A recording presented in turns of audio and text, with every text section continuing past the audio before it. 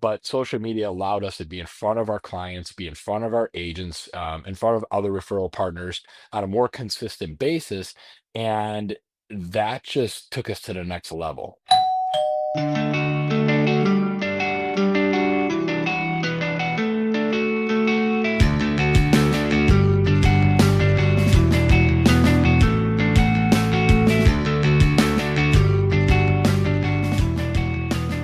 Hey, everybody, welcome to Lending Leadership the Creative Brief. I'm Rach.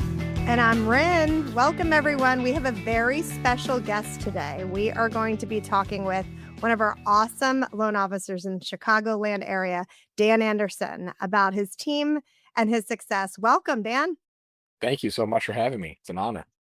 Thanks for joining us. Honestly, we've been very excited about grabbing some time to talk with you because there's a lot of loan officers out there that I think talk about marketing, they talk about video, they talk about doing all these different kinds of things, but you're in the trenches every day. This is part of just a pillar of how you run your business. And I have to say, like I want to get into some dirt. All right? Because there's a lot of people out there that when they get their hands into something that is so different and unique, they just want to hold on to it. Right? But I think you are quite the opposite. You're such a giver. You want to teach, you always want to lead. That I think that's a really unique quality, Dan. I love that about you, that you're always willing to share your knowledge and not just hold on to it for yourself. Where does that come from?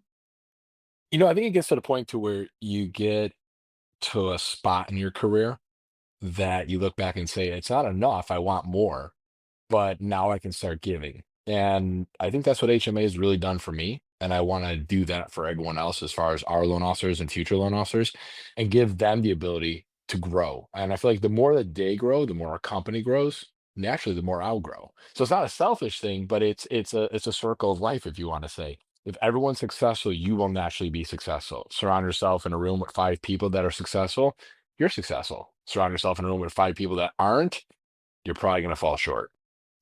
I like that perspective, Dan. I feel like though, you've established you're at a place in your career now where you want to be on the coaching track, you want to help other loan officers. But for those who are getting started or who are just working to grow their businesses, tell us a little bit more about that core belief and why you think or what you think they could do to grow at this point, even by taking on the same mindset that you have now at a more established place in your career. So what are some steps or things that they can do to get onto that track of helping others, in which it'll come back and that good karma will come and help their businesses as well? I think it comes down to two words, one being confident in who you are and your knowledge and what you're doing in this industry, but don't forget to be humble. The number one mistake is when you sit down next to somebody that have a much more mature age, an 80-year-old person, and you're just, I don't want to hear this person, but you forget to be humble to listen to somebody that's going to give you something very valuable and does probably know more than you. So I'd say in this industry for, lenders and people getting, loan officers getting into this and wanting to go to the next level, help out. Feed the knowledge that you have, help other people grow their business in social media, and get rid of the fear to get in Mhm. front of a camera, because that's really what it's all about. It's the fear in front of the camera. Oh, I sound ridiculous. I look stupid. Well, guess what? I sound ridiculous and look stupid every single time, but I still do it, and people like it because it's genuine. So yeah, I think it's a big factor for people to step outside their comfort zone and start helping others. How many times do we hear that, Corinne? Where it's like, "Oh, I got a face for radio." I feel like we've said that so many times, and people don't wanna hear me talk. Well, they do, and that's the way to position yourself as the thought leader and the expert, and I love that humble confidence, that is such an important way to be, to have the swagger, but then, to be grounded as well, I think is good in any industry that you're in. Your marketing stands out in such a big way. Is that something that you've always done, or did that evolve, or how did that all happen? A little bit of both. So, it started to grow over the years. I've been doing this for 15 years. And really, when we brought Margaret in, oh my gosh, 12 plus years ago, our marketing went to the next level. And we always tried to be the GQ of mortgages. And that's actually, agents would say that just by having a different standard, a different look, really being professional. Doesn't necessarily mean full suits or any of that, but just really doing a good job and looking good. And a lot of that, I would say Margaret has been a huge asset for. And then we took that, and when social media became what it is, and we should have started doing it a long time ago, and it's also never too late to start. But social media allowed us to be in front of our clients, be in front of our agents, in front of other referral partners on a more consistent basis. And that just took us to the next level. And I feel like how we tailor our marketing and what we do on social media has a little bit of fun. As you see, JV is extremely creative, being the cash king, especially. And I guess he's got a new thing he's working on right now. He just told me about props and stuff. So I'm like, oh boy. And Oh, now he's like, great. he's very confident. He won't even tell me what it is. He's like, we're just filming. I'm like, oh boy. So, I wanna back up 1 second, and then yeah. we'll dive into the video and the creative and all the good stuff. But I wanna hit upon the part where you gave Margaret some props because I think it's important for our listeners to know, especially some of our loan officers that might be close to that breaking point where they're considering hiring an assistant or considering looking at some outside marketing consulting to just get them over that line to that next level. Dan, can you tell our listeners a little bit more about some tangible come ups that you really can cite once you had an expert like Margaret on the team who was able to focus on some of these things while you were focused on closing loans? Yes. So, that's a big, big part. I would actually say that I've done that very well throughout my career. But once I came to HMA, that changed dramatically. And the person I would owe that to really is going to be Dave Holland. So I have the Anderson team the way I do it. And as I hired my first person, which was Renee, that changed everything. That was a huge dynamic piece for my team and growing to next level. And then it was, Heidi and other people on my team. And then, my loan officers that are underneath me. Each time you step outside and hire someone, it allows you to perfect yourself and grow and get in front of your referral partners more and do more things to grow the sales aspect. And that was like with Margaret, right? As soon as I stopped handling brokers opens and open houses and can I get a flyer and I mean, I'm sorry, I'm a loan officer, I'm not a marketing person, and that really helped. Well, I had the Anderson team and I was doing a very good job with it and successful, but Dave Howland does the best job at it, truly does. So he took the Howland twist and put it on my team and we revamped it. We promoted people with inside my team, which HMA is real big on promoting, staff to go to the next level, not just hiring outside better people. They look at their people that are awesome already. Let's go to the next level. So we did that. And then we restructured the sales force, the front end, and I have a team that it's unbelievable. I mean, what we're doing and how they're doing it, I could not 100% be where I'm at and where I'm heading without them or with Dave Holland's touch on this. Yeah. So leadership, a combination of leadership and building and promoting within has been a huge 100%. key for you. But I think we're at a point too where I don't think the Anderson team itself will necessarily grow too much. I think we're at a good core of what we want and what we can handle, and it'll be just based on capacity. When everyone's like, okay, we need another person, fine. But now it's about growing the branch and giving loan officers the opportunity, like you guys are talking about, to grow themselves. And we give them what Dave gave us. Here, this is what we learned, how we do it. We want you to have this now.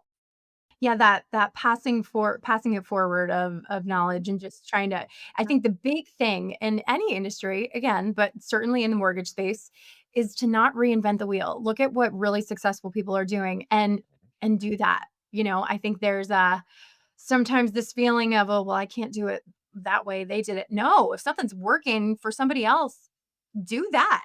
Yeah. Don't sit there in silence and be struggling. Look at what really successful people are doing and do that. You know, I constantly follow you, of course, on and we collaborate on certain videos and fun things, and you're always sharing on social.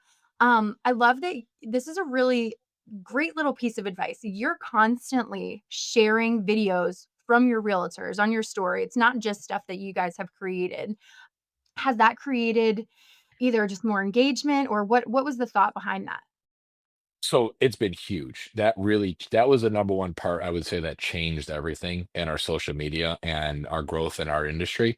Mhm. So I feel like when you sharing the agent stuff, they're putting a lot of time, right, into what they're doing with making videos for their homes, talking about their own business.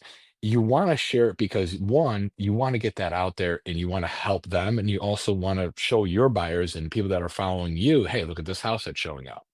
And by doing that, I've got I've obtained more organic agents and followers following us saying that like, hey, thanks for sharing, and they start following, they see that you're a team player, but you're also not driving them crazy and saying, hey, you want to go to lunch tomorrow, want to get some coffee, and they're like, great, like Mhm. just start following this person who's driving me nuts. It's a very passive approach that is organically growing, and we're seeing the leads in the business coming in from it. We track it.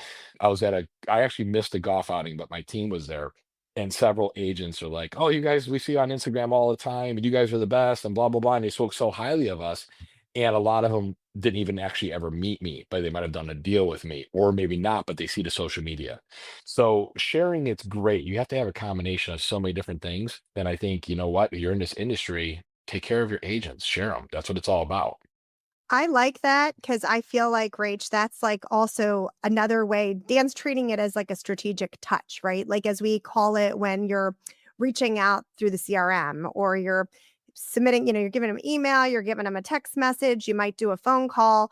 He's looking at sharing what they're working on social media as just another way to promote them. And it's another way to just kind of stay in front of your partners too, Dan, or ones that you might want to be your partners, right? It's a great tip for loan officers to remember that spending that time on social media, however many hours it is a week, a little time towards your business is going to pay off in a way that you might not be able to directly attribute to, ROI on the week. But as you have those conversations when you're out in the field and somebody says, I noticed something you did online, that's when you're going to see the true impact of the effort.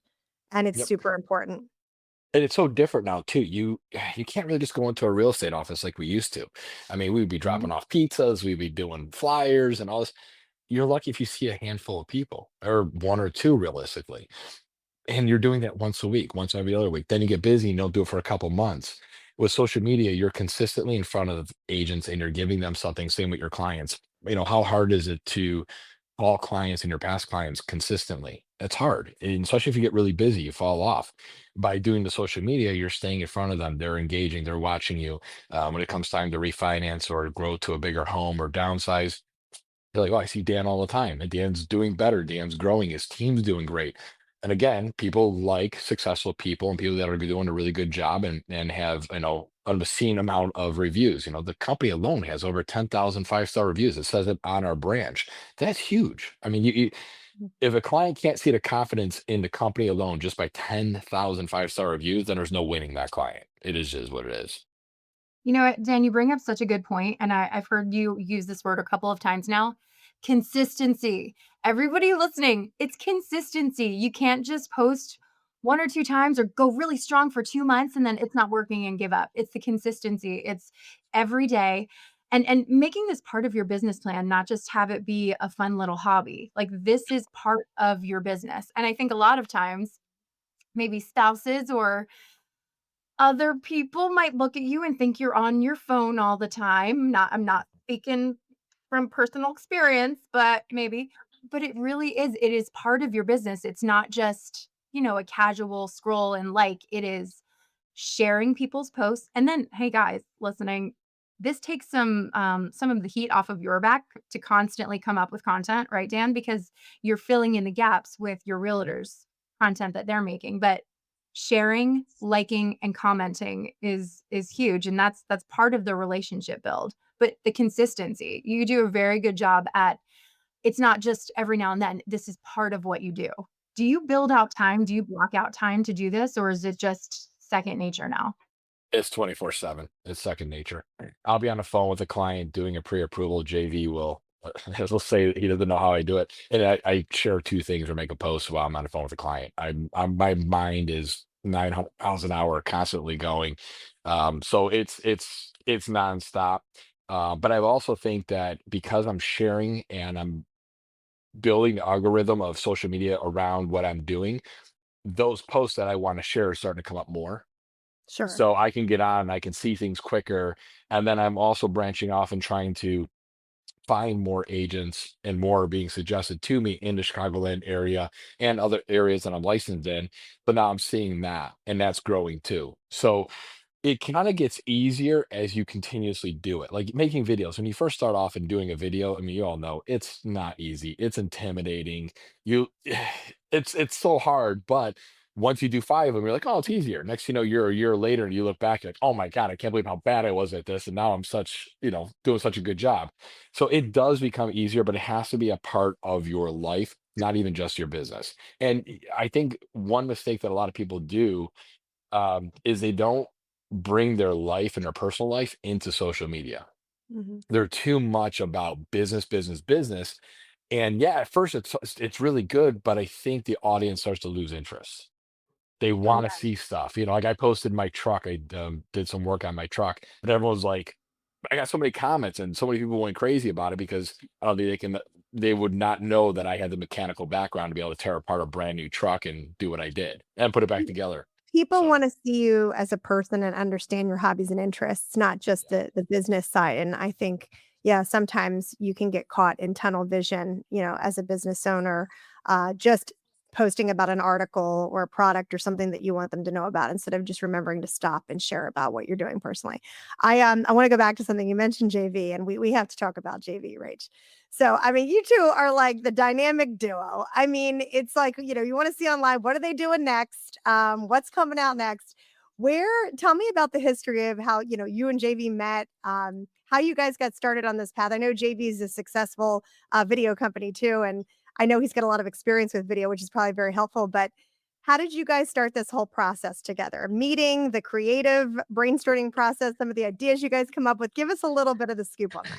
so with JV, we met years ago, and he actually used to be a real estate agent, Okay. and he worked for his dad and stuff like that. And I was a loan officer, naturally.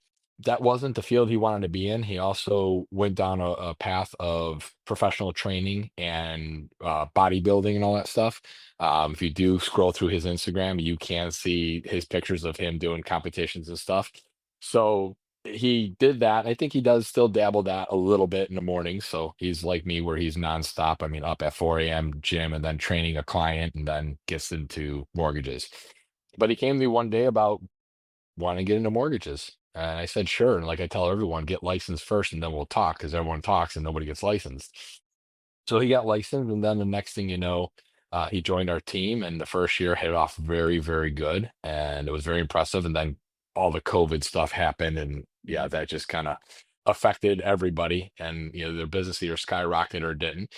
And then we had some changes in our team, and he became my right hand person, and it's been unbelievable ever since. And the one thing about JV is you can look at somebody and say that person is going to be better than me one day. And I look at JV and I say that. I think he has an unparalleled skill set that I can't even live up to. And I try to. So he makes me want to do better and do better for our team. If I fail, the whole team fails. So I always try to make sure that I live up to their expectations. But when they start getting a little too excited, I come and I put 5 loans in 2 hours. And we're like, how did you just do that? So I don't let anyone get too ahead of me. But no, JV and I are a great dynamic. It's a yin and yang. They complement each other in multiple ways. And there's also a really good friendship and a trust that I have actually really never experienced in business before. So it's been a privilege and an honor to have him a part of the business and a part of my life. That is so special, and so I don't wanna say I so know, I'm rare, getting but teary-eyed. I know. No, but it really is a very special thing, all the feels. And, I am a big, big believer that iron sharpens iron, and you're right, you are the sum of the people that you spend the most time with. So be very careful, to our lovely loan officer listeners, realtor listeners out there, who you let in your circle, who you let influence you. And I love that you want him to level up. You have to look around. If you have someone that's mentoring you, but they're kind of squashing your light, they gotta go. They gotta I'll be go. I'll be honest with you. It's the opposite with JV. It's me leveling up to him. I mean, he's nonstop. I mean, his work ethic, how much hours he puts in, his dedication, it's unreal. And it's not just him. Every one of our team members, I think, has felt what we are doing, and they've all grown. I mean, take Dora for example. It's on the team. Unbelievable what she's done since she's come on and became a part of our team. So it's like it goes JV, Dora, and then Angelos, and she's unreal with people on the phone. I mean, the way she treats her clients, her knowledge basis around loans. Again, I could not do the branch and could not focus on what the owners of HMA want me to do without them, because I can seriously step back and know the clients are 100% taken care of and the agents are beyond thrilled with them. And then the same with Angelos. I mean, he's really our backbone for all three of us. If Angelos is sick, we're like, oh my God, how do we just goes alone? What do we do? I mean, he's awesome. So it's pretty wild what we have and what we can do. And it allows me to focus on everything I need to focus on and the tasks that the owners have me doing. Well, that's awesome. I mean, I feel like you've got the full package of team members that are just kind of vibing together, and you have to have different players on different areas of the field, right? Because Mhm. everybody has slightly different skill sets, and to be able to develop each person and see how they each complement each other is really when it's all firing together. I have to ask, what's coming up next with the Cash King? I mean, what? Come on, is there any good? Are we going to get any snippets, Rach, on what's next in Team Anderson's arsenal of creativity? I don't know what's We coming we out next. We get a we preview? should do a video of like us now waxing the Cash King. I mean, I got all that hair going on. I was like, Jesus, JV, sitting in my bathtub. What's going on here? Gonna get your manscaped. Close-up shots. We'll have to put that in the future here, Rachel, that when they sub in some photographs on our podcast here, there are definitely some close-up shots of the Cash King enjoying his cash. Yeah, it was quite funny. I don't know if there's anything left on the Cash King. There might be. I mean, JV, who knows? We filmed so much of it. But supposedly there's a whole new thing he's got going on that we're gonna start filming next week. And then today I'll be doing some filming for myself. I haven't posted in the last couple weeks. Mostly, this is my favorite time of the year with snowmobiling, so it takes away a little bit. So that's why, again, your life is going to alter of your freedom of what you can do. So you have to have different content, which is your team members posting, you're sharing HMA stuff, you're sharing realtor stuff, you're sharing fun things, motivational stuff. And I post the motivational stuff not to be that person that's a motivating type person. I just posted of I just like it, positive thoughts, positive way of thinking, and hopefully people enjoy it. I think they do, and I think people can see through very quickly if you're trying to be someone you're not. If you're trying to look at other influencers or other people in the mortgage space and say, "Oh, well, that's working for them, so I'm gonna do that too." You really have to be authentic to the things that are important to you. Let people get to know you, your family, and Dan, you do such a great job of that. Final takeaway here. I'm very curious for any loan officer who's listening who wants to elevate their brand, what's the first step you think they should take? Because I think a lot of times we look at this marketing space that is a very big umbrella and there's so many things underneath social media, print materials, events, just really there are so many different categories. It can be very overwhelming. So what do you think is a really good first step? First up is design a brand that will be very organic in your growth and giving to everyone else. So the Anderson team has always been very giving in charity and giving into helping our agents, giving into giving the best deal to our clients, giving the best rate. Um, Giving, just simple as that. That's why we have our golf outing every year to give back. Anything you do in this industry, or I think in any industry, if you want people looking at you and want people to use you, you have to be genuine. You have to have an organic feel around you because nobody wants to feel like they're being sold. I don't want to feel like I'm being sold. So we never sell any of our clients ever on any product. It's all based on facts, but give back. Just be there to help everyone else grow. And I think naturally your brand will grow because people want to be around you. So my biggest thing is giving. I love that. I feel like that's a great way for us to kind of wrap a little bit, if you agree, Rach. Giving is always a way to not only feel like you're doing something for others, but you can just see a direct impact that you make on their lives and others around them. So I absolutely love that, Dan. I think that's great. And on that note, I feel like this has been quite an awesome interview. I Thank hope you. I hope everybody got something out of it. And for all of you out there, please like, subscribe, share all the good things, and definitely follow Team Anderson because these guys are creative as heck. I mean, they're just a lot of fun to watch. It's not just about mortgages; it's about having fun, which you'll clearly see if you're not checking them out already. Thanks, guys. Thanks, Thank Dan. you so much. Appreciate it. Thanks, GQ of Mortgages.